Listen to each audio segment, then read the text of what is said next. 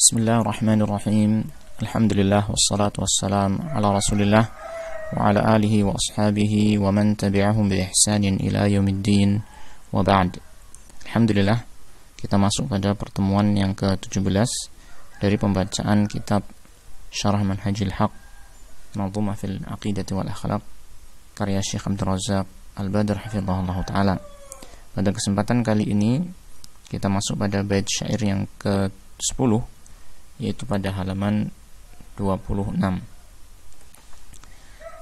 Setelah pada pertemuan yang lalu, pada bait syair yang sebelumnya, Syekh Abdurrahman As-Sa'idi rahimahullah ta'ala menerangkan tentang kaidah bagaimana kita mengimani nama-nama dan sifat-sifat Allah ta'ala. Maka pada bait yang ke-10 ini, Syekh Abdurrahman As-Sa'idi rahimahullah ta'ala mulai menerangkan kepada kita tentang sebagian di antara nama-nama Allah Ta'ala dan makna-makna ataupun sifat-sifat yang terkandung dalam nama tersebut. Pada bait 10 ini Syekh mengatakan, huwas samadul ali li'ilmi sifatihi wa kullu jami'il khalqi lillahi yasmudu. Dialah as-samad. As-samad ini nanti akan diterangkan, dia adalah salah satu nama Allah Ta'ala yang akan diterangkan di sini. Dialah as-samad al-ali, yang maha tinggi, li'ilmi sifatihi, dikarenakan keagungan sifat-sifatnya, wa kullu jami'il khalqi lillahi yasmudu, dan seluruh makhluk itu hanya kepada Allah Ta'ala dia tertuju, ya, seluruh makhluk hanya tertuju kepada Allah Subhanahu wa Ta'ala. Syekh Abdul Razak Al-Badr hafizahullah ta'ala mengatakan dalam syarahnya, As-samadu as-sayyidu alladhi kamula fi su'dudihi. As-samad, dia adalah as-sayyid. Kata as-sayyid di sini secara bahasa mengandung makna pemimpin ataupun penguasa ataupun yang mulia, yang memiliki kemuliaan, ya. Alladhi kamula fi su'dudihi, yang telah sempurna di dalam kemuliaannya, di dalam kekuasaannya, di dalam kepemimpinannya dan seterusnya. Jadi Allah Ta'ala dia adalah disebut dengan as-samad karena dialah zat yang telah memiliki kesempurnaan dalam semua sifat-sifatnya, dalam semua sifat-sifat yang dimiliki oleh Allah Ta'ala adalah sifat-sifat yang mencapai puncak kesempurnaannya, sehingga dialah as-samad, disebut dengan as-samad. Wa man tasmudu nahwahu al-qulubu birraghbati warrahbati, dan juga dialah as-samad karena al-qulubu, ya, tasmudu nahwahu, semua hati-hati manusia itu tertuju kepadanya, birraghbati warrahbah, dengan raghbah, dengan harapan, warrahbah, dan rasa takut. Wadzalika likathrati khisalil khairi fihi wa kathratil awsafil hamidati lahu, yang hal itu adalah dikarenakan banyaknya sifat-sifat kebaikan yang ada pada diri Allah Ta'ala, wa kathratil awsafil hamidati lahu, dan banyaknya sifat-sifat yang terpuji bagi Allah Subhanahu wa Ta'ala. Maka Allah Subhanahu wa Ta'ala disebut as-samad karena dialah yang menjadi tujuan seluruh makhluknya dalam hidupnya ini. Seluruh makhluk semuanya tertuju dan bersandar kepada Allah Subhanahu wa Ta'ala. Wa huwa ismun min asma'illahil husna, dan as-samad adalah salah satu di antara asma'ullahil husna, salah satu di antara nama-nama Allah Ta'ala yang maha indah. Warada fi suratil ikhlasi, yang nama tersebut datang di dalam surat Al-Ikhlas, yaitu Allah Ta'ala berfirman, Qul huwallahu ahad Allahus samad. Katakanlah dia Allah adalah ahad, dialah Allah Ta'ala yang maha esa, maha tunggal, ya, yang menyendiri di dalam kesempurnaannya. Tidak ada satupun makhluk yang menyerupai dan menyamai Allah Subhanahu wa Ta'ala. Tidak ada tandingan bagi Allah Subhanahu wa Ta'ala. Allahus samad, dialah Allah Ta'ala as-samad, Allah Ta'ala yang maha sempurna dalam semua sifat-sifatnya, dan dialah yang menjadi tujuan dan sandaran bagi seluruh makhluk yang ada. Thumma bayyana rahimahullahu ta'ala fi tamamil baiti ma'nahu. Kemudian Syekh rahimahullahu ta'ala, yaitu Syekh Abdurrahman As-Sa'idi rahimahullahu ta'ala, menjelaskan pada kelengkapan bait tersebut ma'nahu, yaitu makna dari nama as-samad tersebut. Wa anna as-samada yadullu ala amrayni, dan bahwasanya nama As-Samad menunjukkan kepada dua perkara. Ya. Al-awwalu, yang pertama adalah idhamu sifatihi subhanahu wa ta'ala, keagungan sifat-sifat Allah subhanahu wa ta'ala. Taib. Fahuwa as-samadu li'idhmi sifatihi, ay li'idhmi sifatihi, maka dia Allah ta'ala adalah as-samad dikarenakan keagungan. Kalimat ilmi yang dimaksud di sini adalah li'idhmi, disukunnya huruf dha di sini karena menyesuaikan wazan bait syair tersebut. Jadi asalnya adalah li'idhmi, ya. As-samad dialah karena keagungan sifat-sifatnya. Fahuwa as-samadul ladzi lahu sifatul 'azamati wal jalali wal kamali, maka dialah as-samad karena hanya dia yang memiliki sifat-sifat keagungan, sifat-sifat kemuliaan dan kesempurnaan. Al-'azimul ladzi kamula fi 'azamatihi, dialah al-'azim yang maha agung, yang sempurna dalam keagungannya. Al-'alimu alladzi kamula fi 'ilmihi, yang maha mengetahui, yang maha berilmu, yang maha mengetahui, yang telah sempurna di dalam ilmunya. Al-hakimu alladzi kamula fi hikmatihi, yang maha hakim, yang maha bijaksana, yang memiliki hikmah, yang telah sempurna di dalam hikmahnya. Ya. Fas-samadu alladzi lahu sifatul 'azimatul jalilatu, maka as-samad dialah satu-satunya yang memiliki sifat-sifat keagungan dan kemuliaan. Ya.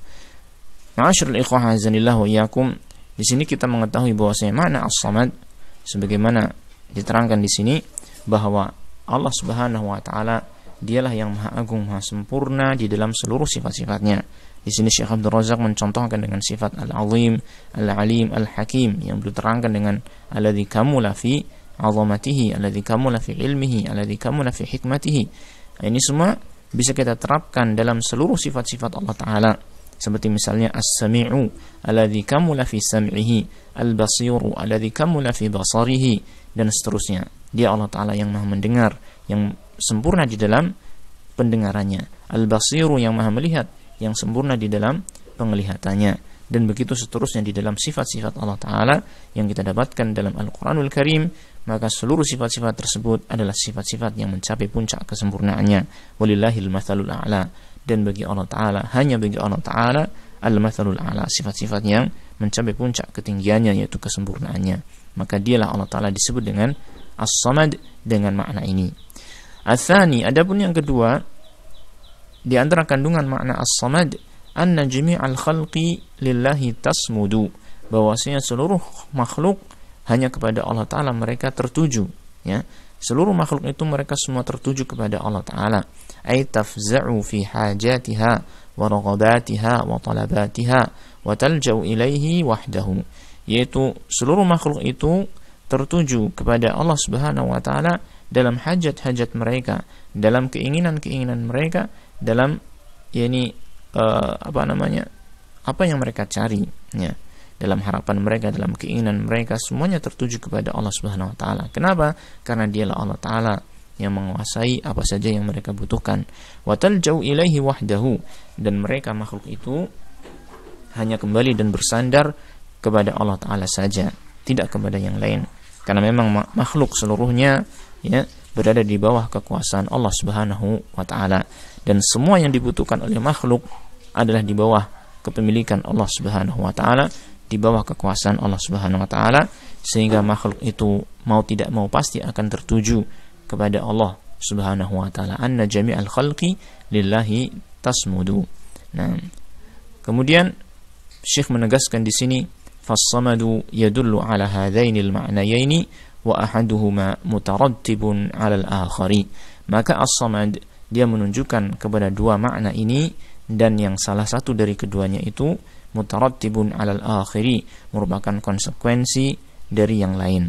Maksudnya kalau kita lihat, perhatikan dua makna ini, yang makna pertama adalah yang menunjukkan Allah Ta'ala maha sempurna dalam sifat-sifatnya, dan makna kedua adalah bahwasanya makhluk seluruhnya tertuju kepada Allah dan bersandar kepadanya. Maka di sini kita mendapati bahwasanya makna yang kedua ini, yaitu bahwasanya makhluk semuanya tertuju kepada Allah, adalah karena Allah Ta'ala dialah yang maha sempurna dalam sifat-sifatnya. Maka makna yang kedua ini merupakan konsekuensi dari makna yang pertama. Inilah bait syair yang ke-10 yang kita baca pada pertemuan yang ke-17 ini.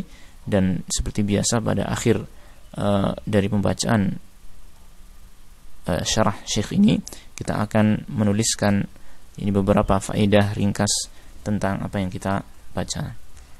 Baik, di sini sudah kita tuliskan ya faedah-faedah ataupun pelajaran kesimpulan, dan tinggal kita bacakan saja apa yang sudah saya tuliskan di sini.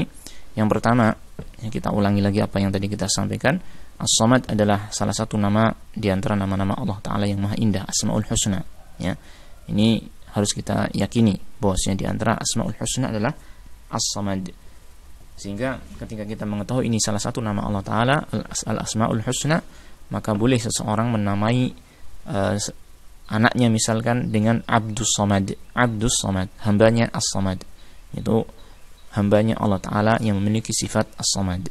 Nah, kemudian yang kedua, tentang makna dari kalimat atau dari nama As-Samad. Maka nama As-Samad menunjukkan kepada dua makna. Yang pertama adalah bahwasanya keagungan, kemuliaan, dan kesempurnaan seluruh sifat-sifat Allah Ta'ala. Maksudnya seluruh sifat-sifat Allah Ta'ala dia adalah sifat-sifat yang memiliki keagungan, kemuliaan, dan kesempurnaannya. Dan ini berlaku pada seluruh sifat-sifat Allah Subhanahu wa Ta'ala. Adapun makna yang kedua, maka Allah adalah zat, satu-satunya zat yang dijadikan sandaran dan yang dituju oleh seluruh makhluk dalam semua hajat dan kebutuhannya, yang mana sebagaimana tadi diterangkan bahwasanya makna ini merupakan konsekuensi dari makna yang pertama. Kemudian di antara poin yang penting yang menjadi pelajaran kita pada pertemuan kali ini adalah konsekuensi dari mengimani nama Allah As-Samad. Ya, kita harus memiliki ini atau mewujudkan dalam diri kita setelah kita mengetahui As-Samad adalah nama Allah Ta'ala dengan makna-makna yang tadi telah diterangkan, maka harus kita wujudkan konsekuensi dari iman kepada nama Allah Ta'ala As-Samad ini. Apa itu? Yang pertama adalah kita meyakini akan kesempurnaan Allah dan bahwa tidak ada satupun makhluk yang menyamai atau menandingi Allah Subhanahu wa Ta'ala. Ya, ini harus kita yakini, kita harus imani bahwasanya Allah Ta'ala tidak ada satupun makhluk yang menyerupai ataupun menyamai ataupun menandingi Allah Subhanahu wa Ta'ala. Kemudian yang kedua adalah setelah kita mengetahui hal tersebut, bahwasanya Allah Ta'ala adalah satu-satunya zat yang maha sempurna, tidak ada satupun yang menyamainya, maka konsekuensi yang kedua adalah kita harus beribadah hanya kepada Allah Ta'ala saja. Tidak boleh beribadah kepada selain Allah sedikit pun, ya. Kita hanya mengarahkan ibadah kita itu hanya kepada Allah Subhanahu wa Ta'ala saja. Dan yang ketiga di antara konsekuensinya adalah karena Allah Ta'ala dialah zat yang menguasai seluruh makhluk dan sempurna dalam hal itu, dan semua kebutuhan kita adalah di tangan Allah Ta'ala, maka kita mengembalikan semua urusan kita hanya kepada Allah Ta'ala saja. Kita mengembalikan semua urusan kita hanya kepada Allah Ta'ala saja, baik dalam urusan dunia, agama, ataupun urusan akhirat kita. Dan yang ketiga ini dialah makna dari tawakal kepada Allah Subhanahu wa Ta'ala. Sehingga dengan kita mengimani nama Allah Ta'ala As-Samad, maka kita akan bisa mewujudkan dalam diri kita ibadah hanya kepada Allah dan tawakal hanya kepada Allah Ta'ala.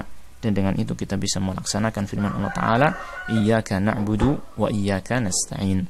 Hanya kepada Engkau ya Allah kami beribadah, dan hanya kepada Engkau kami memohon pertolongan, yaitu bersandar dan bertawakal kepada Engkau saja ya Allah Subhanahu wa Ta'ala. Taib. Di sini kita selesai dari pembacaan bait syair yang ke-10 dalam pertemuan yang ke-17 ini. Insyaallah kita akan lanjutkan pada pertemuan yang akan datang biiznillah tabaraka wa taala pada bait syair yang ke-11. Kita akhiri wassallallahu wasallam ala nabiyyina Muhammadin wa ala alihi wa sahbihi ajma'in walhamdulillahi rabbil alamin.